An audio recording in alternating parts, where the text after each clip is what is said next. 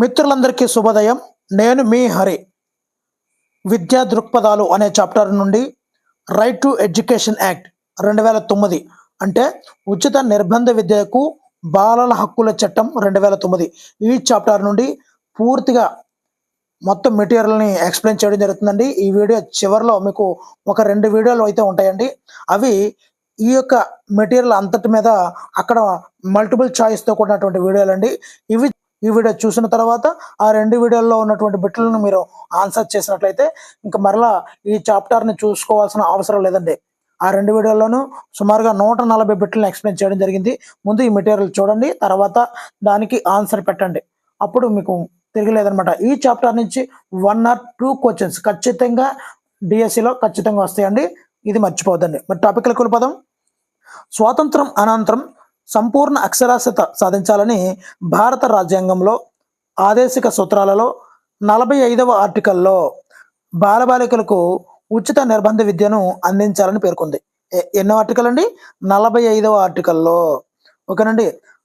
కానీ ఆదేశ సూత్రాలకు న్యాయ సంరక్షణ లేకపోవడం వల్ల సంపూర్ణ అక్షరాస్యత ఒక మిథ్యగానే మిగిలిపోయింది.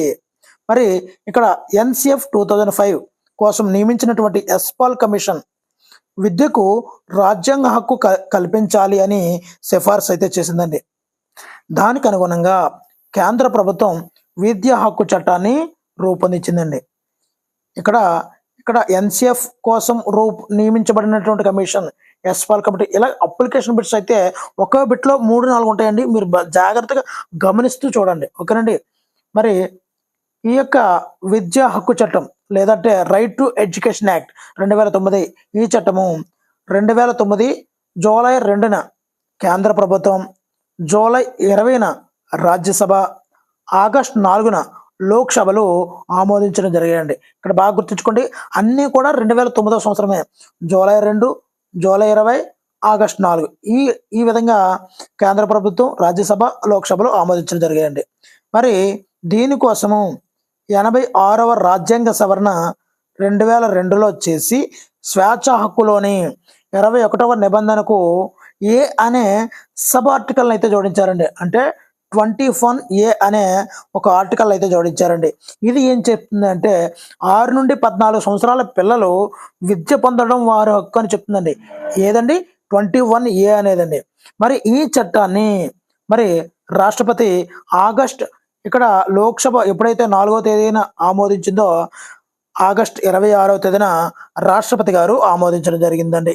మరి ఈ చట్టంలో మొత్తం 7 అధ్యాయాలు, 1 అనుబంధము, 38 సెక్షన్లు ఉన్నాయండి. 7 అధ్యాయాలు, 38 సెక్షన్లు అయితే ఉన్నాయండి. ఇక్కడ మిత్రులు గమనించాలి, ఆ 38 సెక్షన్లో కూడా ఈ 7 అధ్యాయాల్లో కూడా ఈ వీడియోలో పూర్తిగా చూస్తామండి. ఓకేనండి. మొదటి అధ్యాయంలో పేరు, పరిధి, నిర్వచనాలు ఇవన్నీ కూడా ఉంటాయండి ఈ యొక్క అధ్యాయం 1లో. మరి ఈ అధ్యాయం 1లో 1 మరియు 2 సెక్షన్లు కలవండి. 2 సెక్షన్లు ఉంటాయండి. పేరు, పరిధి, అమలు తేదీ, వివిధ భావనలకు నిర్వచనాలు కూడా ఈ అధ్యాయం 1లో ఉంటాయండి. మరి సెక్షన్ 1, 2 గురించి మరి అధ్యాయం 1లో ఉంది కదా, దాని గురించి చూద్దామండి. ఈ చట్టాన్ని ఉచిత నిర్బంధ విద్యకు బాలల హక్కుల చట్టం అని పిలుస్తారండి. దీనినే ఆగస్టులో ఆమోదించారు కాబట్టి ఆగస్టు చట్టం అని కూడా అంటారండి. మరి ఈ చట్టము రైట్ టు ఎడ్యుకేషన్ యాక్ట్ అనే చట్టము జమ్మూ కాశ్మీర్ రాష్ట్రాన్ని మినహాయించి ఇది భారతదేశం అంతటికీ వర్తిస్తుందండి. మరి ఈ చట్టము 2010 ఏప్రిల్ 1 నుండి, గుర్తుపెట్టుకోండి, చాలా ఇంపార్టెంట్, 2010 ఏప్రిల్ 1 నుండి దేశమంతటా కూడా అమల్లోకి వచ్చేసిందండి. మరి 2వ సెక్షన్కి వచ్చామండి. ఇందులో వివిధ భావాలకు అర్థాలు అయితే ఇవ్వడం జరిగిందండి. సంబంధిత ప్రభుత్వము అంటే ఏమిటి అంటే కేంద్ర ప్రభుత్వము, రాష్ట్ర ప్రభుత్వము, కేంద్ర పాలిత ప్రభుత్వం వీటిని సంబంధిత ప్రభుత్వం అంటారండి. అదేవిధంగా కాంపిటీషన్ రుసుము అంటే బడి ప్రకటించినటువంటి రుసుము కాకుండా ఇతర రూపాల్లో ఇచ్చే చందా, విరాళం, చెల్లింపులు వీటిని కాంపిటీషన్ రుసుము అంటారండి. ఇవన్నీ కూడా సెక్షన్ 2లో అర్థాలను వివరించడం అనేది ఇక్కడ జరుగుతుందండి. 3వది బాలలు అంటే 6 నుండి 14 సంవత్సరాల లోపు బాలబాలికల్ని మనము బాలలు అంటారని 2వ సెక్షన్లో తెలియజేయడం జరిగిందండి. మరి ప్రతికూల పిల్లలు అనగా ఎస్సీ, ఎస్టీ మరియు సామాజిక వెనుకబడిన తరగతుల పిల్లలు అని చెప్పడం సెక్షన్ 2లో జరిగింది. ఇక్కడ ఎస్సీ ఎస్టీ బీసీ, ఇది బీసీ కదండి. మరి బీసీ పిల్లలు అంటే ఇక్కడ ప్రతికూల పిల్లలు అండి. క్వశ్చన్ ఏ విధంగా అంటారంటే క్రింది వానిలో ప్రతికూల పిల్లలు ఎవరు అని అడుగుతారండి. అప్పుడు మనం జాగ్రత్తగా ఎస్సీ ఎస్టీ బీసీ అని పెట్టాల్సి ఉంటుందండి. మరి బలహీన వర్గాలకు చెందిన బాలలు అంటే సంబంధిత ప్రభుత్వ ప్రకటన ద్వారా కనీసం మొత్తం కంటే వార్షిక ఆదాయం తక్కువ ఉన్నటువంటి పిల్లలండి. ఓకేనండి. మరి ఇక్కడ ప్రాథమిక విద్య అంటే 1 నుండి 8 తరగతులండి. ఓకేనండి. మరి అర్థాలు అంటే ప్రాథమిక విద్య అంటే అర్థం ఏంటి అని ఇక్కడ రైట్ టు ఎడ్యుకేషన్ యాక్ట్లో అడుగుతూ ఉంటారు. అంటే ఇక్కడ అర్థం అడిగారంటే మనం సెక్షన్ 2లోకి వెళ్ళిపోవాలండి. ఓకేనండి. మరి సంరక్షకులు అంటే ఏమిటంటే తల్లిదండ్రులు లేదా దత్తత తీసుకున్న సంరక్షకులు అని అర్థం అండి. అర్థం వచ్చింది కాబట్టి సెక్షన్ 2. ఓకేనండి. స్థానిక ప్రభుత్వం అంటే నగర పాలక సంస్థలు, పంచాయతీ సంస్థలండి. మరి 9వదండి, బాలల హక్కుల సంరక్షణకు జాతీయ కమిషన్ అంటే బాలల హక్కుల సంరక్షణకు 2005లోని సెక్షన్ 3 ప్రకారము ఏర్పాటు చేయబడినటువంటి జాతీయ బాలల హక్కుల కమిషన్. ఓకేనండి. మరి బడి అంటే ప్రాథమిక విద్యను అందజేస్తూ గుర్తింపు పొందినటువంటి బడే అండి. అవి కేంద్ర ఆధీనంలో ఉన్న బడులు కావచ్చు, రాష్ట్ర బడులు కావచ్చు, ఎయిడెడ్, ప్రైవేట్, ప్రత్యేక వర్గీకరణ బడులు కావచ్చు అండి. ఏదైనా కూడా కావచ్చు. ఇక్కడ ప్రత్యేక వ్యవస్థీకరణ బడులు అనగా అంటే అర్థం ఏమిటి అని అడుగుతున్నాడు కాబట్టి సెక్షన్ 2లో అండి. ఇక్కడ ప్రత్యేక వర్గీకరణ బడులు అని అడుగుతుంటాడండి. క్రింది వాటిలో ప్రత్యేక వర్గీకరింపబడిన బడి కానిది అని అడుగుతాడు. అంటే ఒక 3 వేసి ఒకటి స్పెషల్ పెడతాడండి. అప్పుడు మనకు దొరుకుతుంది అనమాట. బొమ్మ కనిపిస్తుంటుంది అలాగా. కేంద్రీయ విద్యాలయాలు, నవోదయ పాఠశాలలు, సైనిక పాఠశాలలు, ప్రభుత్వ ప్రకటన ద్వారా వర్గీకరించినటువంటి బడులండి. వీటికి ఈ చట్టము వర్తించదండి. ఇక్కడ ప్రత్యేక వర్గీకరణ బడులు అంటే ఏమిటో బాగా గుర్తుంచుకోవాలండి. ఇప్పుడు మనం అధ్యాయం 2లోకి వెళ్ళిపోయామండి. ఇందులో విద్య హక్కు గురించి తెలియజేస్తుందండి. దీనిలో 3, 4, 5 3 నుంచి 5 సెక్షన్లు ఉన్నాయండి. ఇప్పుడు సెక్షన్ 3 గురించి చూద్దామండి. 6 నుండి 14 సంవత్సరాల పిల్లలకు వారు పరిసరాలలోనే ప్రాథమిక విద్యను పూర్తి చేసే వరకు ఉచిత నిర్బంధ విద్య పొందే హక్కు కలదు అని చెప్పడం జరిగిందండి. అదేవిధంగా ప్రాథమిక విద్య పూర్తి అయ్యే వరకు ఎలాంటి రుసుము, ఛార్జీలు చెల్లించిన అవసరం పిల్లలకు లేదు అని సెక్షన్ 3లో చెప్పడం జరిగిందండి. అదేవిధంగా ఇక్కడ వికలాంగులకు కూడా ప్రాథమిక విద్య పొందే హక్కు కలదు అని మనకి సెక్షన్ 3లో చెప్పడం జరిగిందండి. వికలాంగులకు ఈ యొక్క ప్రాథమిక విద్య పొందే హక్కు ఉంది అని చెప్పడం జరిగిందండి. అంటే ఇక్కడ ఎక్కువ ఫీజు గురించి మెన్షన్ చేశాడండి. ఓకేనండి. ఉచిత నిర్బంధ విద్య పొందే హక్కు కలదు. అదేవిధంగా ఎటువంటి ఛార్జీలు అన్నది సెక్షన్ 3 గుర్తుంచుకోవాలి. ఇందాక 2 చెప్పుకున్నాం, అర్థాలు అలాగనమాట. ఇది 3లో ఫీజులు. ఇప్పుడు సెక్షన్ 4కి వస్తున్నామండి. విద్యార్థి వయస్సుకు తగ్గ తరగతిలోనే చేర్చుకోవాలి. ఇప్పుడు మన దగ్గరకు వచ్చాడండి, ఏమీ రాని పిల్లవాడు వచ్చాడు, 8 సంవత్సరాలు వచ్చాడు, నాకు వాడికి అక్షరాలు కూడా రాలేదు, మనం అయితే తీసుకెళ్ళి ఎల్కేజీలో పడేయండి అంటాడు కాన్వెంట్ అయితే. కానీ మనం ఏం చేయాలి? ఖచ్చితంగా విద్యా హక్కు చట్టం ప్రకారంగా సెక్షన్ 4 ప్రకారంగా వయస్సుకు తగ్గ తరగతిలోనే చేర్చుకోవాలండి. అయితే తమ వయస్సుకు తగ్గ తరగతిలో ప్రవేశం కల్పించి ఆ వయస్సుకు కావలసినటువంటి అభ్యాసం అయితే కల్పించాలండి. మరి 14 సంవత్సరాలలో విద్య పూర్తి కాకుంటే వయస్సుతో సంబంధం లేకుండా ప్రాథమిక విద్య పూర్తి అయ్యే వరకు కూడా విద్యనైతే అందించాలండి. ఓకేనండి. మరి వయసుతో సంబంధం లేకుండా ఈ యొక్క ప్రాథమిక విద్యను కంప్లీట్ చేసేలాగా చేయాలండి. ఇది సెక్షన్ 4 ప్రకారం అండి. నెక్స్ట్ సెక్షన్ 5లోకి వచ్చామండి. మరి విద్యార్థి ఏ సమయంలోనైనా బదిలీ కోరే హక్కు కలదండి. సెక్షన్ 4లో ఏం చేసాం? మనం స్కూల్లో జాయిన్ చేసుకున్నాం, ఏ వయసుకు తగ్గడన్నా జాయిన్ చేసుకున్నాం. 5లో ఏం చేసుకుంటాడు? టీసీ తీసుకుంటాడండి. ఓకే. బదిలీ కోరే హక్కు కలదండి వాడికి. బదిలీ కోరగానే బడి ప్రధానోపాధ్యాయుడు లేదా ఇన్ఛార్జ్ వెంటనే బదిలీ ధృవీకరణ పత్రం అయితే ఇవ్వాలండి. బదిలీ పత్రం ఆలస్యమైన లేక బదిలీ పత్రం లేదని ఏ ప్రధానోపాధ్యాయుడు కూడా ప్రవేశాన్ని నిలిపి చేయరాదండి.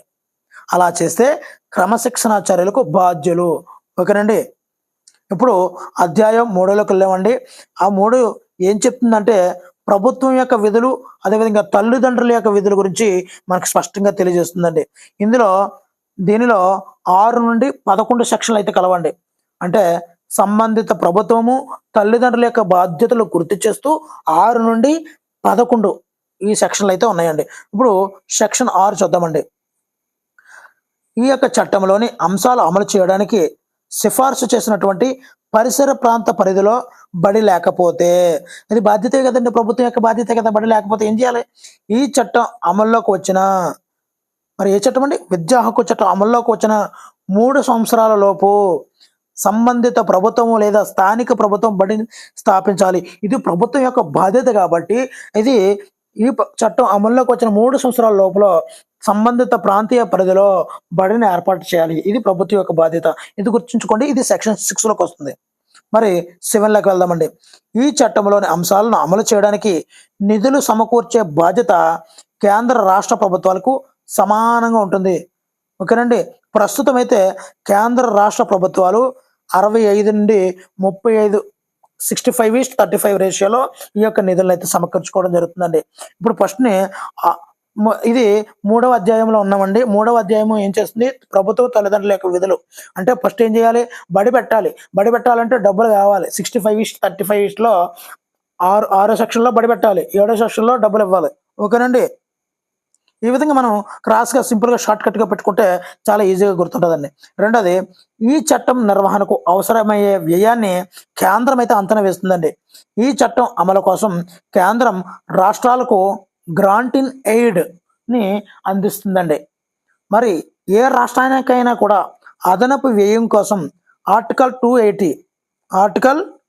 2 ప్రకారము ఆర్థిక సంఘానికి సిఫార్సు చేస్తుందండి. ఏ ఆర్టికల్ అండి? 280, ఆర్టికల్ 280. ఇంకా ఏ రాష్ట్రం ఇంకా ఎక్కువ వ్యయం కావాలి ఈ రైట్ టు ఎడ్యుకేషన్ యాక్ట్ మీద, అప్పుడు మనం ఒక అప్లికేషన్ పెట్టుకోవాలి. ఏ ఆర్టికల్ ప్రకారము? ఆర్టికల్ 280 ప్రకారం అండి. మరి ఈ చట్టంలోని అంశాలను అమలు చేయడానికి అవసరమైనటువంటి నిధులను అందజేయడానికి రాష్ట్ర ప్రభుత్వం బాధ్యత అయితే వహిస్తుందండి. ఇక్కడ రాష్ట్ర ప్రభుత్వం యొక్క బాధ్యత చెప్పుకున్నాము. ఇక్కడ కేంద్ర ప్రభుత్వం యొక్క బాధ్యత కూడా చూద్దామండి. మరి సెక్షన్ 29లో పేర్కొన్నటువంటి అకాడమిక్ అథారిటీ సహాయంతో జాతీయ పాఠ్య ప్రణాళిక చట్టాన్ని తయారు చేస్తుందండి. అదేవిధంగా ఉపాధ్యాయుల శిక్షణకు ప్రామాణికాలను రూపొందించి అమలయ్యేలా చూస్తుంది. మరి ఈ యొక్క రాష్ట్రంలో ఉన్నటువంటి ఉపాధ్యాయులందరికీ కూడా శిక్షణ ఇచ్చి ప్రామాణికతను పాటించేలాగా, అమలయ్యేలాగా ఇక్కడ కేంద్ర ప్రభుత్వం అయితే చూస్తుందండి.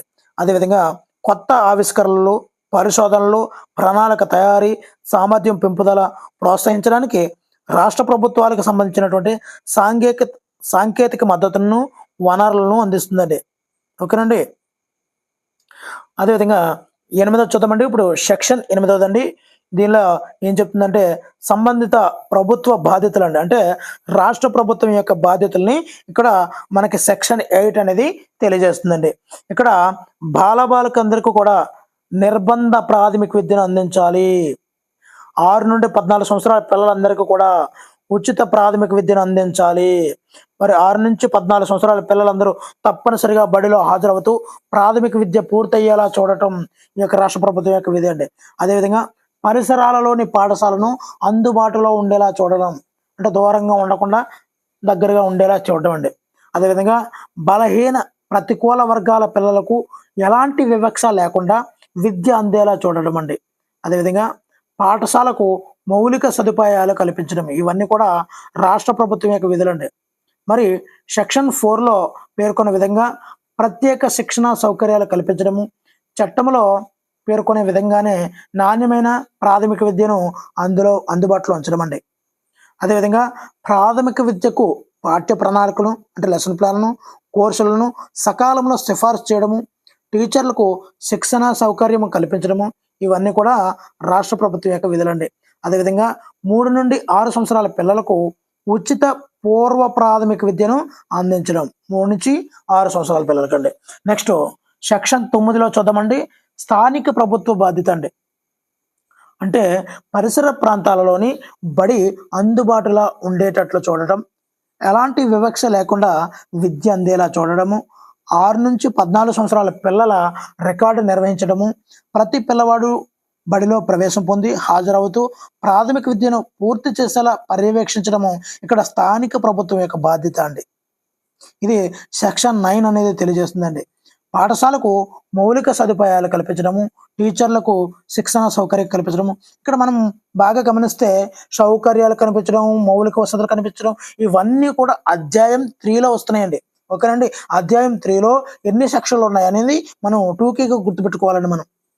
మరి వలస కుటుంబాల పిల్లలను బడిలో ప్రవేశం పొందేలా చూడడం, అదే తమ పరిధిలోని బడుల పనితీరును పర్యవేక్షించడము,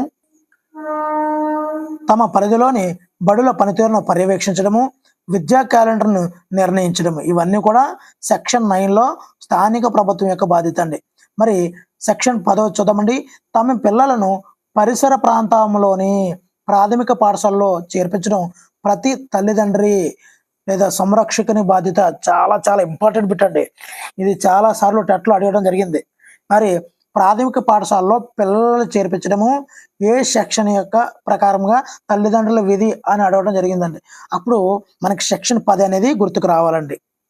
మరి 11వదండి, సెక్షన్ 11 3 నుంచి 6 సంవత్సరాల లోపు పిల్లలకు ప్రాథమిక విద్యకు సంసిద్ధులను చేయడానికి, పూర్వ ప్రాథమిక విద్యను అందించడానికి అవసరమైనటువంటి ఏర్పాట్లను సంబంధిత ప్రభుత్వం అంటే రాష్ట్ర ప్రభుత్వం ఏర్పాటు చేయాలండి. ఇక్కడ అధ్యాయం 4 అండి.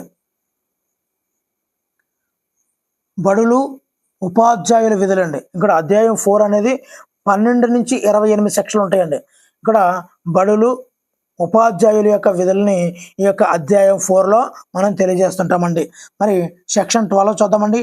ఈ చట్టం సంబంధించినంత వరకు ప్రభుత్వ బడులు అనేవి ఉచిత విద్యను అందించాలి. ఓకేనండి. మరి ప్రభుత్వ బడి యొక్క విధి కూడా తెలియజేయాలి కదా. బడి యొక్క విధి ఏంటి? ఉచిత విద్యను అందించడం అండి. మరి ప్రభుత్వ గ్రాంట్లతో నడిచే బడులు అయితే కనీసం 25% తగ్గకుండా ఎంత శాతం గ్రాంట్లు పొందుతున్నామో అంతే శాతం మందికి ఉచిత విద్యను అందించాలి. కొన్ని కోఆపరేటివ్ స్కూల్స్ ఉంటాయండి. అంటే ప్రభుత్వం నుంచి వచ్చే గ్రాంట్కి 25% తగ్గకుండా అంతమంది ఉచిత సీట్లు అయితే ఇవ్వాలండి. ఓకేనండి. మరి పూర్తి ప్రైవేటు బడులు అయితే బలహీన ప్రతికూల పిల్లలకు, ఇక్కడ ప్రతికూల పిల్లలు అంటే మీకు ఆన్సర్ తెలిస్తే తప్పనిసరిగా కామెంట్ అయితే చేయండి. మరి ప్రతి తరగతిలో కూడా ఇక్కడ ప్రతి తరగతులన్నీ మెన్షన్ చేయడం జరిగిందండి.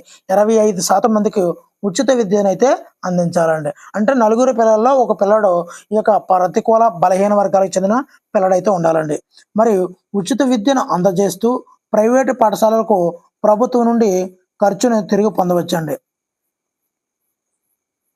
మరి సందర్భాన్ని బట్టి సంబంధిత ప్రభుత్వానికి లేదా స్థానిక ప్రభుత్వానికి అవసరమయ్యే సమాచారాన్ని ప్రతి బడి కూడా అందించాల్సి ఉంటుందండి. అంటే చిన్నపిల్లలు ఎంతమంది ఉన్నారు, వృద్ధులు ఎంతమంది ఉన్నారు, ఇలాంటి జనాభాకు సంబంధించినటువంటి లెక్కలు, లేదంటే మరి స్థానిక ప్రభుత్వానికి అవసరమైనటువంటి సమాచారాన్ని ప్రతి బడి కూడా అందించాలి. ఇది బడి యొక్క విధి అండి. బడి యొక్క విధి సెక్షన్ 12 అండి. ఓకేనండి. ఇప్పుడు సెక్షన్ 13 అండి. ఏ బడైనా కూడా క్యాపిటేషన్ రుసుము వసూలు చేయరాదు. ఇది కూడా బడిలో విధుల్లో ఒక రూల్ అండి. మరి ఏ బడైనా కూడా ప్రవేశ రుసుము తీసుకుంటే దానికి 10 రెట్ల జరిమానా విధించాలి. ప్రవేశ రుసుము తీసుకుంటే ఎన్ని రెట్ల జరిమానా విధించాలి అని అడుగుతుంటాడు. ఎంత జరిమానా విధించాలి? 1000 రూపాయలు, 10,000 రూపాయలు, 10 రెట్లు, 20 రెట్లు, లేదంటే 1,00,000 రూపాయలు ఇలా అడుగుతుంటాడండి. అప్పుడు మనం ఖచ్చితంగా అంటే ప్రవేశ రుసుము అంటే ఎంట్రీ ఫీజు అండి, అడ్మిషన్ ఫీజు అంటాం కదా, అదండి 10 రెట్లు అండి. ఓకేనండి. మరి ఇక్కడ ఏ బడైనా కూడా ప్రవేశ పరీక్ష నిర్వహిస్తే ఎంట్రన్స్ టెస్ట్ అనేది నిర్వహించకూడదండి యాజ్ పర్ రూల్ ప్రకారం. ఇక్కడ సెక్షన్ 13 ఏం చెప్తుందంటే ప్రవేశ రుసుముకి జరిమానా విధించాలి. అదేవిధంగా ప్రవేశ పరీక్ష నిర్వహిస్తే మొదటి తప్పుకు 25,000 రూపాయలు, ఆ తర్వాత ప్రతి తప్పుకు 50,000 రూపాయలు జరిమానా అయితే విధించవచ్చు అని చెప్పిందండి. మరి ఇదండి. మరి ఇప్పుడు సెక్షన్ 14 చూద్దామండి. జనన మరణ వివాహాల నమోదు చట్టం 1886లోని అంశాలకు అనుగుణంగా జారీ చేసినటువంటి జనన ధృవీకరణ పత్రం ఆధారంగా ప్రాథమిక విద్యలో ప్రవేశానికి పిల్లల వయసును నిర్ధారిస్తారు. ఇక్కడ జనన ధృవీకరణ పత్రం ఆధారంగా అంటే డేట్ ఆఫ్ బర్త్ సర్టిఫికెట్ ఉంటేనే స్కూల్లో జాయిన్ చేస్తారు. ఆ పిల్లల వయసుని నిర్ధారించడానికి డేట్ ఆఫ్ బర్త్ సర్టిఫికేట్ అనేది ఉపయోగపడుతుంది అని చెప్పేదే సెక్షన్ 14 అండి. రెండో పాయింట్ అండి, వయస్సు ధృవీకరణ పత్రం లేదనే కారణంతో బడిలో ప్రవేశాన్ని అయితే తిరస్కరించకూడదండి. మరి విద్యార్థి సంరక్షకులు లేదా తల్లిదండ్రుల ధృవీకరణతో వయస్సునైతే నిర్ధారించుకోవాల్సి ఉంటుందండి. ఓకేనండి. మరి సెక్షన్ 15 చూద్దామండి. విద్యా సంవత్సరం మొదలైనప్పుడు లేదా సిఫార్సు చేసినటువంటి గడువు పెంచిన కాలంలోపు బాలలను బడిలో చేర్చుకోవాలండి. అంటే ఆగస్టు 31 అండి మనకి బడిలో చేర్చుకోవడానికి. ఒక విద్యా సంవత్సరంలో బడిలో చేర్చుకోవడానికి జూన్ 12 స్టార్ట్ అవుతుంది కదండి. జూన్ నుండి జూలై ఆగస్టు 31 లోపల మనం బడిలో చేర్చుకోవచ్చండి. అయితే పెంచిన గడువు తీరిన తర్వాత పిల్లలు ప్రవేశం కోరుతూ ఆ ప్రవేశాన్ని తిరస్కరించకూడదండి. కానీ మంచి రోజులు వచ్చాయని నవంబర్లో జాయిన్ చేయమంటారండి. లేదంటే కార్తీక మాసం వచ్చింది, లేదంటే ఈ మాసం వచ్చింది, ఆ మాసం వచ్చిందని వస్తారండి. యాక్చువల్గా ఆ అకాడమిక్ ఇయర్ అంతా కూడా విద్యార్థి కోల్పోయినట్టండి. నవంబర్లో జాయిన్ అయితే 1వ తరగతిలో జాయిన్ అయితే వాడు తిప్పి కొడితే 3 నెలల్లో 4 నెలల్లోని వెళ్ళి 2లో కూర్చుంటాడండి. ఆ 3 నెలల్లోని అక్కడ ఏమి నేర్చుకోగలడు పిల్లవాడు? అదే కాన్వెంట్లో అయితే ఎల్కేజీ, యూకేజీ, నర్సరీ అన్నీ చదువుకొని వస్తాడు కాబట్టి ప్రాబ్లం లేదు. ఇక్కడ గవర్నమెంట్ స్కూల్లో డైరెక్ట్గా వస్తారు కాబట్టి వాడిని ఏం చేయలేమండి. అందుకనే ప్రభుత్వం ఒక డెడ్ లైన్ ఆగస్టు 31 అని పెట్టడం జరిగిందండి.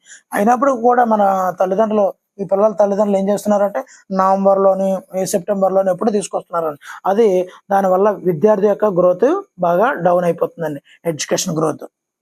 మరి అలాగే మధ్యలో వచ్చినప్పటికి కూడా ప్రవేశాన్ని అయితే తిరస్కరించకూడదు అని చెప్పి మనకి సెక్షన్ 15 చెప్తుందండి.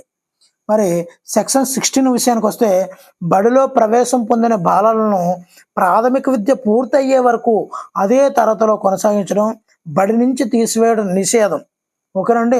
పూర్తయ్యే వరకు కొనసాగాలి. మధ్యలో నువ్వు తీసివేయడం అనేది ఈ యొక్క సెక్షన్ 16 ప్రకారంగా తీసివేయకూడదండి. 17 చూద్దామండి.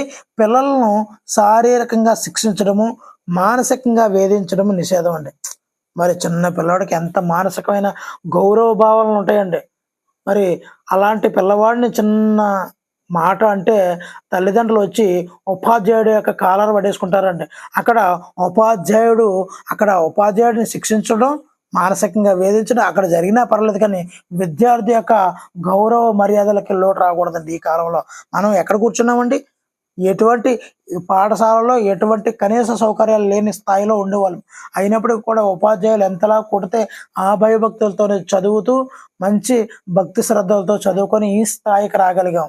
కానీ ఇప్పుడు ఒక పిల్లవాడిని కొడితే ఆ పిల్లవాడు ఇంటికి వెళ్తే ఆ తల్లిదండ్రులు వచ్చి కాలర్ పట్టుకుంటున్నాడు, చూసావా బాగానే అయింది అని చెప్పి విద్యార్థి ఉపాధ్యాయుడు వైపు చూసే వెకిలి నవ్వుని చూస్తుంటే ఉపాధ్యాయుడు సమాజంలో తలదించుకుపోతుందండి. ఆ విధంగా ఇప్పుడు సమాజం కూడా తలదించుకోవాల్సిన పరిస్థితికి ఏర్పడిందండి. మరి ఆ విధంగా ఈ సెక్షన్ 17 అనేది పిల్లలను శారీరకంగా శిక్షించడము, మానసికంగా వేధించడము నిషేధించిందండి ఈ యొక్క సెక్షన్ 17 అండి. అంటే ఎందు గురించి లింకప్ చేస్తున్నానంటే మీకు గుర్తుండాలనండి. విద్యా వ్యవస్థ మీద నాకు అయితే వ్యతిరేక భావం అయితే లేదు, కానీ నేటి సమాజంలో జరుగుతున్న తీరుని విశ్లేషిస్తున్నాను అంతే. అదేవిధంగా ఎవరైనా వేధించిన, శిక్షించిన క్రమశిక్షణ చర్యకు గురవుతారు. వెంటనే సస్పెండ్ అండి, ఇంకేం లేదు. ఉపాధ్యాయుడు లేదు. మరి జిల్లాలో ఒక ఉపాధ్యాయుడు శిక్షిస్తే మరి మండలం కాదే, ప్రక్క మండలాలు, జిల్లా మొత్తం ఈ ఉపాధ్యాయుడే శిక్షించబడ్డాడు, ఈ ఉపాధ్యాయుడికి మెమో వచ్చింది, ఈ ఉపాధ్యాయుడిని సస్పెండ్ చేశారు అని అతని యొక్క గౌరవ మర్యాదలు తీసేసినా పర్వాలేదండి సెక్షన్ 17 ప్రకారం.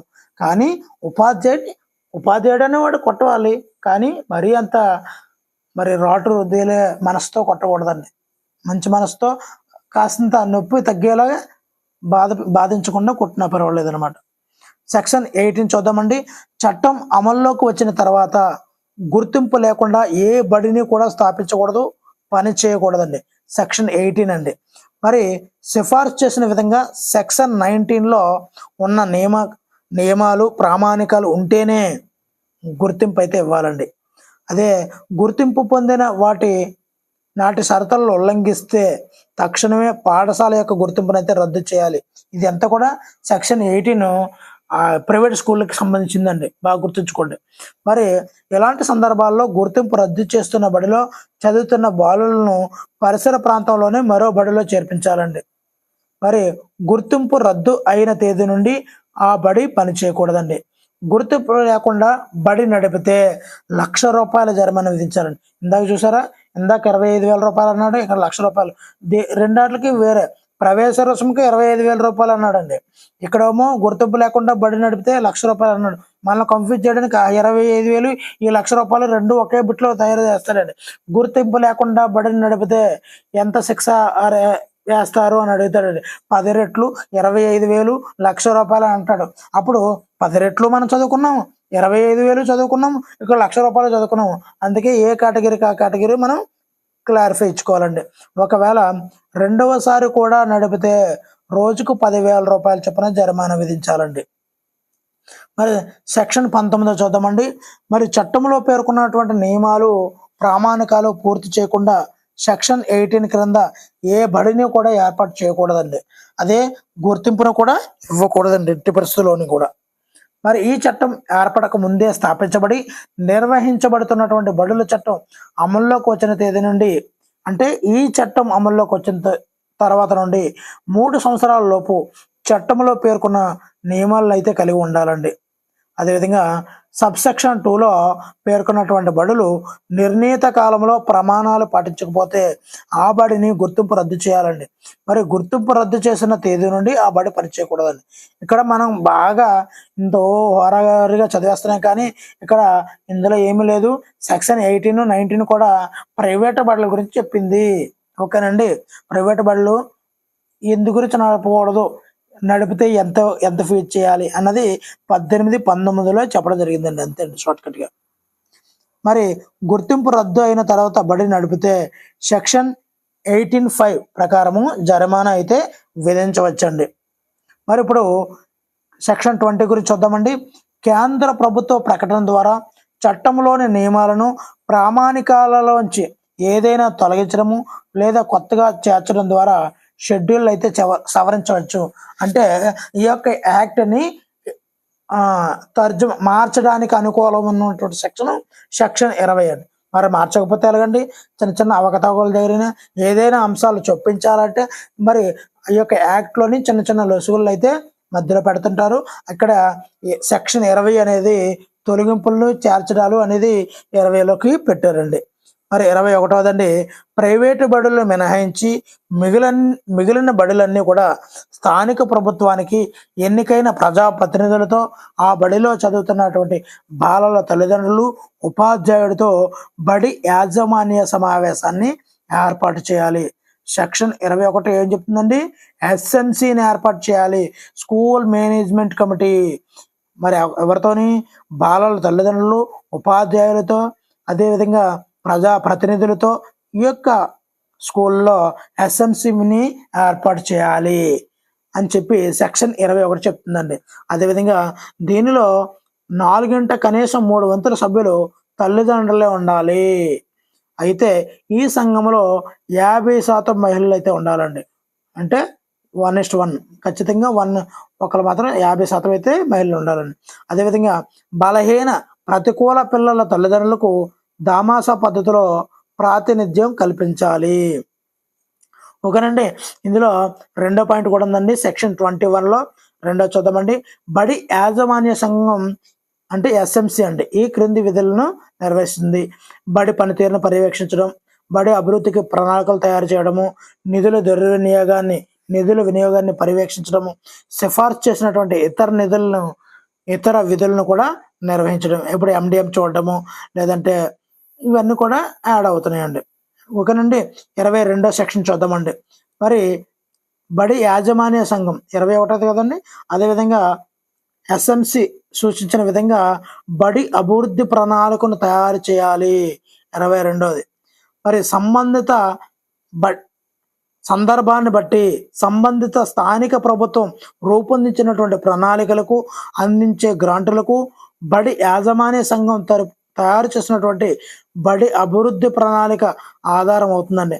అంటే ఎక్కడ ఖర్చులు చేసాము, ఏం చేసాము, అన్ని వివరాలకు కూడా ఈ యొక్క పాఠశాల అభివృద్ధి ప్రణాళికను అయితే తయారు చేసుకోవాలి, అదే ఆధారం అవుతుంది, దాని ప్రకారమే ఖర్చు పెట్టాలి అని చెప్పింది సెక్షన్ 22 అండి. మరి 23 గురించి చూద్దామండి. మరి కేంద్ర ప్రభుత్వం ప్రకటన ద్వారా ఆధీకృతం చేసినటువంటి అకాడమిక్ సంస్థ అంటే ఎన్సిటి అండి నిర్ధారించినటువంటి కనీస అర్హతలు ఉన్నటువంటి ఉపాధ్యాయునిగా నియమించాలి. అంటే ఇప్పుడు మనకి కనీస విద్యార్హత అంటే బిఎడ్ డిఎడ్ పెట్టారు కదా, ఇవన్నీ కూడా సెక్షన్ 23ని బేస్ చేసుకునే డిగ్రీ ఉండాలి, బిఎడ్ ఉండాలి, ఎస్జిటి వాళ్ళకి టీటీసీ ఉండాలి, డిఎడ్ ఉండాలి. ఇవన్నీ కూడా ఎన్సిటిఈ నిర్ధారించినటువంటి కనీస అర్హతలు ఉన్నటువంటి వ్యక్తిని ఉపాధ్యాయుడిగా నియమించాలి అని చెప్పింది సెక్షన్ 23దండి. మరి ఉపాధ్యాయుని యొక్క విధులు ఏమున్నాయి కదండి, అదండి. మరి రెండవది, ఏదైనా రాష్ట్రంలో నిర్దేశించినటువంటి అర్హతలు ఉన్న వ్యక్తులు లేనప్పుడు కనీస అర్హతల్లో మినహాయింపులు అయితే ఇవ్వచ్చండి. ఇప్పుడు చూడండి, డిఎడ్ వాళ్ళకి ఎస్జిటి ఫర్ డిఎడ్ అన్నప్పుడు ఎస్జిటి వాళ్ళు ఉండరు, అప్పుడు 30% రిజర్వేషన్లో 30% డిఎడ్ వాళ్ళు లేనప్పుడు అప్పుడు ఆ యొక్క మార్కులను కూడా కట్ ఆఫ్ తగ్గించారు, అక్కడ మినహాయింపులు ఇవ్వవచ్చు. కానీ నియామకమైన 5 సంవత్సరాల లోపు నిర్ణీత అర్హతలు అయితే పొందాలి. ఈ మినహాయింపు చట్టం అమల్లోకి వచ్చిన 5 సంవత్సరాలకు మించి ఉండకూడదు. ఈ మినహాయింపు కూడా 5 సంవత్సరాల తర్వాత ఉండకూడదండి. ఓకేనండి. మరి ఉపాధ్యాయులకు చెల్లించవలసినటువంటి జీతభత్యాలు వారి ఉద్యోగ షరతులు నిబంధనలు సిఫార్సు చేసిన విధంగా ఉంటాయి. ఓకేనండి. ఇదంతా కూడా ఉపాధ్యాయులు వారి యొక్క కనీస విద్యార్హతలు ఇవన్నీ కూడా సెక్షన్ 23లోకి వస్తున్నాయండి. మరి 24వది, ఉపాధ్యాయులు ఈ క్రింది విధులు నిర్వహించాలి. సమయపాలన పాటించాలి. సెక్షన్ 24 అనబడికి ఒకవేళ నువ్వు టీచర్ అవుతే నువ్వేం చేయాలి, ఈ విధులను పాటించాలి. దేని బట్టి, సెక్షన్ 24ని బట్టి సమయపాలన పాటించాలి. చూసుకోండి, నిర్ణీత సమయంలోపు పాఠ్యాంశాలను పూర్తి చేసేయాలి. సెక్షన్ 24 బట్టి అండి. వైయక్తిక భేదాలకు అనుగుణంగా బోధించాలి. అదేవిధంగా తల్లిదండ్రులతో క్రమం తప్పకుండా సమావేశాలు నిర్వహించాలి. మరి సూచించిన ఇతర విధులను కూడా నిర్వహించాలి. ఒక్కసారి ఊహించుకోండి ఎంత బాగుందో, మీరు స్కూల్కి వెళ్తున్నట్టు పాఠాలు చెప్తున్నట్టు ప్రతి పిల్లవాడు ఒక బాగా అర్థం చేసుకున్న పిల్లవాడు, ఒక బాగా అర్థం చేసుకోలేని పిల్లవాడు అందరినీ నీ ఎదురు ఉన్నప్పుడు ఒక్కొక్కడు ఒక్కొక్క మెథడ్లో చెప్తున్నట్టు, మరి వాళ్ళ పిల్లల పేరెంట్స్ని పిలిచి నువ్వు మాట్లాడుతున్నట్టు, ఇవన్నీ ఊహించుకుంటే ఎంత గొప్పగా ఉందండి. మరి అలాంటి ఉపాధ్యాయ వృత్తిలోకి నువ్వు రావాలంటే నువ్వు ఎలా కష్టపడాలి. శక్తి యుక్తులు అన్నిటినీ బాగా ప్రదర్శించాలి. ఈ 3 నెలలు, ఈ 6 నెలలు శక్తి వంచన లేకుండా నీ యొక్క ఇష్టాలన్నీ వదులుకొని నీ యొక్క డిఎస్సి ప్రిపరేషన్ లక్ష్యంగా అదే ఇష్టంగా చేసుకొని ప్రతి సమయాన్ని కేటాయించుకుంటూ టైం టేబుల్ వేసుకొని చక్కగా చేస్తుంటే నువ్వు అనుకున్న కళ ఇప్పుడు ఊహించుకున్నవే పిల్లల తల్లిదండ్రులతో మాట్లాడడం, ఆ కళ నెరవేరిపోతుంది. అప్పుడు నిన్ను సమాజంలో పలానా బెస్ట్ టీచర్ అని ఒక గౌరవమైనటువంటి బిరుదు వస్తుంటే ఎంత మరి మనసు ఉబ్బుతబ్బుతం అవుతుందండి. మరి ఇలాంటి పిల్లవాడిని, ఇలాంటి ఉపాధ్యాయుని కన్నా ఆ తల్లిదండ్రులు ఎంత ఇదవుతారు. మరి ఇప్పుడు మీ తల్లిదండ్రులకి ఆ ఆనందాన్ని ఇవ్వాలని నీకు అనిపిస్తుందా లేదా? మరి అలా ఉండాలంటే నువ్వు ఎలా చదవాలి, ఎంత కసిగా, ఎంత ఎఫర్ట్ పెట్టాల్సి ఉంటుంది. మరి ఆ ఎఫర్ట్ నువ్వు పెడుతున్నావా లేదా అనేది ఒక్కసారి ఆలోచించుకో. సమాజంలో నీ గౌరవం ఏ విధంగా మారుతుంది, ఎంత నీ యొక్క స్థాయి, నీ యొక్క లెవెల్ ఎంత హై లెవెల్గా ఉంటుందో తెలుసండి. మరి అలాంటి స్థాయికి నువ్వు రావాలంటే నీ కష్టం ఎంత కష్టంగా ఉండాలండి. మరి ఈ పై విధులు నిర్వర్తించడంలో ఉపాధ్యాయుడు విఫలమైతే వర్తించే ఉద్యోగ నిబంధనల ప్రకారము క్రమశిక్షణ చర్యకు అయితే గురవుతారండి. అయితే ఎటువంటి క్రమశిక్షణ చర్య తీసుకునే ముందు ఆ ఉపాధ్యాయుడు తన వాదన వినిపించడానికి న్యాయమైనటువంటి అవకాశాన్ని ఇవ్వాలండి. అంటే షో కాజ్ నోటీస్. కాజ్ అంటే కారణము, షో అంటే చూపించడం, కారణం చూపించే షో కాజ్ నోటీస్ ఇవ్వాలండి ఫస్ట్ ఉపాధ్యాయుడికి. అంతేగాని డైరెక్ట్గా నేను సస్పెండ్ చేసేస్తాను అంటే కుదరదు. తన యొక్క కారణాన్ని చెప్పుకునే వెసులుబాటు ఉపాధ్యాయుడికి ఇవ్వాలి. అది ఇక్కడ సెక్షన్ 24 ప్రకారము ఉంటుందండి. మరియు ఉపాధ్యాయుడికి ఉండే ఏ సమస్య అయినా సూచించిన పద్ధతుల్లోనే పరిష్కరించాలండి. మరి ఇది ఉపాధ్యాయుడి యొక్క విధి విధానాలు, ఆ తర్వాత అతను షోకాజ్ నోటీస్ వస్తే ఏం చేయాలి, ఇవన్నీ కూడా 24లో చెప్పబడ్డాయండి. ఇప్పుడు 25 చూద్దామండి. మరి చట్టం అమల్లోకి వచ్చిన 6 నెలలలోపు చట్టంలో పేర్కొన్న విధానంగా విద్యార్థుల ఉపాధ్యాయుల నిష్పత్తి ప్రతి బడిలో ఉండేలా సంబంధిత ప్రభుత్వం చూడాలండి. మరి సెక్షన్ 25 ఆ విధంగా ఉందండి. ఓకేనండి. మరి ఇప్పుడు ఉపాధ్యాయుడు విద్యార్థి రేషియో 1:20గా ఉందండి. ఒక బడిలో నియమించినటువంటి ఉపాధ్యాయుడిని సెక్షన్ 27లో పేర్కొన్న అంశాలకు మినహాయించి ఇతర బడిలో కానీ కార్యాలయంలో కానీ పని చేయించకూడదు. అంటే లేబర్, బాల నేరస్తులు అంటారు కదా, బాల కార్మికులు, దాన్ని సెక్షన్ 25 విద్యేతర పనుల మీద పంపించకూడదు అని సెక్షన్ 25 చెప్తుందండి. కానీ కొన్ని అంశాలకు పంపించవచ్చండి. సెక్షన్ 27లో మనం చెప్పుకోవచ్చండి. ఇప్పుడు సెక్షన్ 25 ప్రకారంగా బాల నేరస్తుడు, బాల కార్మికుడు అవ్వకూడదండి. ఓకేనండి. మరి సెక్షన్ 26 చూద్దామండి. పాఠశాలలో ఉపాధ్యాయుల ఖాళీలు 10% మించరాదు. ఇప్పుడు చూడండి, ఇప్పుడు మిమ్మల్ని నింపుతున్నారు అంటే మరి ఇప్పుడు ఉన్నటువంటి ఉపాధ్యాయుల మీద ఎంత భారం పడుతుంది? 10%, 20% పడుతుందండి. మరి ఈ 20% ఉందంటే సెక్షన్ 26 ఫెయిల్ అయినట్టే కదండి. మరి ఉపాధ్యాయుల యొక్క ఖాళీలు 10% మించరాదు అని సెక్షన్ 26 చెప్పడం జరిగిందండి. గత 5 సంవత్సరాలుగా సెక్షన్ 26 అనేది తొంగలో తొక్కబడ్డదండి. అంటే మీకు ఉపాధ్యాయుల ఖాళీలు భర్తీ చేయలేదు అంటే సెక్షన్ 26 పూర్తి కాలేదని, సక్సెస్ అవ్వలేదన్నమాట. నెక్స్ట్ అండి, సెక్షన్ 27 చూద్దామండి. ఉపాధ్యాయులను విద్యేతర పనులకు పంపకూడదండి. మరి అయితే వీటికి మినహాయింపుగా జనాభా గణన అంటే సెన్సస్ అండి, అదే ఎన్నికల విధులు, మనం ఏమే కదండి ఎన్నికల విధులు చేసాం ఎలక్షన్కి వెళ్ళి. మరి అదేవిధంగా ప్రకృతి వైపరీత్యాల్లో సహాయ విధులు, మరి మన కోవిడ్లో చాలా పనులు అయితే ఈ యొక్క ప్రకృతి వైపరీత్యాల్లో సహాయ విధులు అయితే చేయడం జరిగిందండి. ఇవన్నీ కూడా సెక్షన్ 27 ప్రకారంగా ఉంటుందండి. మరి ఇందాక చెప్పుకున్నాం బాల కార్మికులని. ఈ సెక్షన్ 27లో ఈ ప్రకృతి వైపరీత్యాల్లో సహాయ విధులు అయితే చేయొచ్చండి. అదేవిధంగా చిన్న చిన్న అవసరాలు అయితే తీర్చుకోవచ్చు. కానీ ఇక్కడ సెక్షన్ 25 ప్రకారంగా ఆ బాల కార్మికుడు విద్యార్థుల పనుల మీద పంపించకూడదండి. ఓకేనండి. 27 అయిందండి. ఇప్పుడు 28 సెక్షన్ 28. ఏ ఉపాధ్యాయుడు కూడా ప్రైవేట్ ట్యూషన్లు, ప్రైవేటు బోధన నిషేధం అండి. ఇక్కడ ప్రైవేట్ ట్యూషన్లు అనేవి పెట్టకూడదు అని చెప్పింది సెక్షన్ 28 అండి. మరి 5వ అధ్యాయం అండి, మనకి మొత్తం 5వ అధ్యాయంలో ఉన్నప్పుడు పాఠ్య ప్రణాళిక అంటే లెసన్ ప్లాను, ఎవాల్యుయేషన్ అంటే మదింపు, ఈ రెండింటి గురించి కూడా అధ్యాయం 5లో చూస్తామండి. ఇందులో 2 సెక్షన్లు ఉన్నాయండి, 29, 30. ఇందులో పాఠ్య ప్రణాళిక ప్రాథమిక విద్యను పూర్తి చేయడం గురించి దీనిలో తెలియజేస్తాయండి. అయితే సెక్షన్ 29 గురించి చూద్దామండి. సంబంధిత ప్రభుత్వ ప్రకటన ద్వారా ప్రాథమిక విద్యకు పాఠ్య ప్రణాళిక మూల్యాంకన విధానాన్ని నిర్ధారిస్తుందండి. అంటే ఏ నెలలో ఏ సిలబస్ చెప్పాలి అనేది యాన్యువల్ ప్లాను, అదేవిధంగా లెసన్ ప్లాను అవన్నీ కూడా నిర్ధారిస్తుందండి ప్రభుత్వమే. అదేవిధంగా పాఠ్య ప్రణాళికకు మూల్యాంకన విధానాన్ని నిర్ధారించేటప్పుడు ఈ క్రింది అంశాలను పరిగణలోకి తీసుకోవాలండి. అంటే రాజ్యాంగంలో పొందుపరిచినటువంటి విలువలు, బాలల సర్వతోముఖాభివృద్ధికి పాటుపడాలి, బాలల జ్ఞానము, సామర్థ్యాలు, నైపుణ్యాలు పెంపొందించేలా ఉండాలి, శిశు కేంద్ర బోధనా పద్ధతిలో ఉండాలి, మాతృభాషలో బోధించాలి, భయం, ఆందోళన వంటి వాటి నుంచి బాలలను విముక్తి చేసి వారు తమ భావాలను స్వేచ్ఛగా వ్యక్తీకరించడంలో సహాయపడాలండి.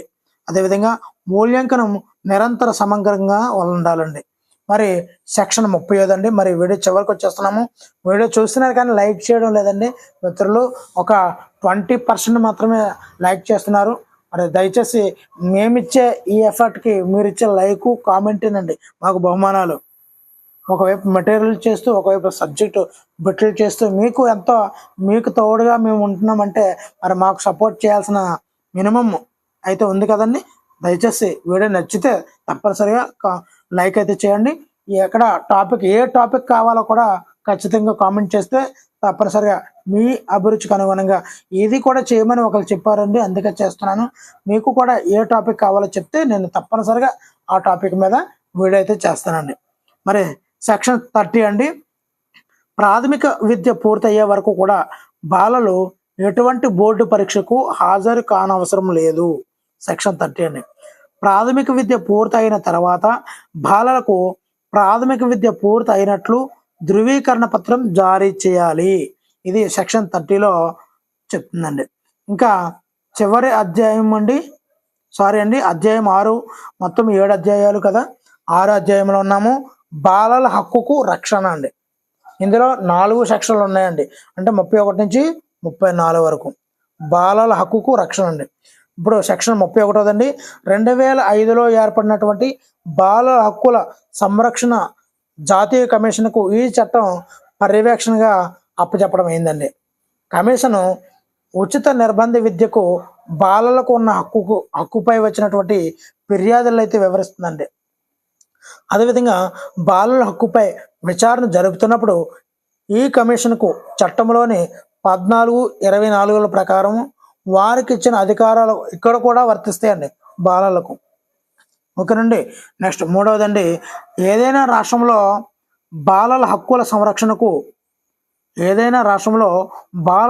సంరక్షణకు రాష్ట్ర కమిషన్ ఏర్పాటు చేసి ఉండకపోతే ఒక అథారిటీ సంస్థను సంబంధిత ప్రభుత్వం ఏర్పాటు చేయాలండి.